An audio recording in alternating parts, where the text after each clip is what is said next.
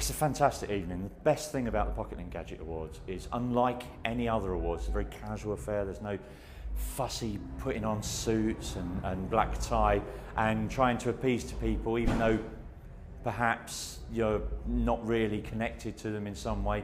Pocket-lint Gadget Awards is the place to come if you just want to mingle with the industry and relax.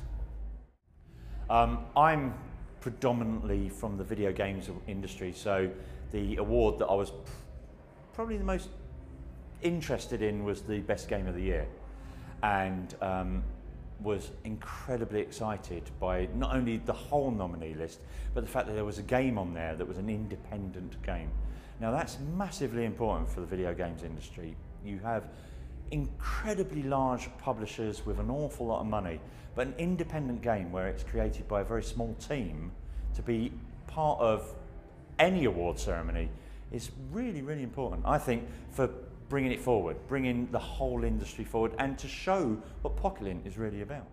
The Pocket-lint Gadget Awards are essentially our way of giving something back to the industry. They're a very public-based awards, in the fact that an awful lot of awards are voted for just by peers within the industry, as aren't just that. We do have journalists that do that, but also we have the public itself has a say, and although that can sometimes backfire and you get a product that's perhaps voted for on popularity alone rather than the actual usability, the fact that everybody has a voice is incredibly important. And also for the companies themselves to know that they're not only the peers in the industry and the journalists who review their products, but also the public that use those products all have a voice to make up what wins, I think is incredibly important. I think the biggest surprise this evening was that Apple doesn't get its own way. In many, many other circumstances, and even in a daily life, Apple is very much prevalent in everybody's psyche. Even a grandmother will know who Apple is and will know what the iPhone is. But when it comes to best mobile phone, I'm right in saying that in 9 years, Apple hasn't won it.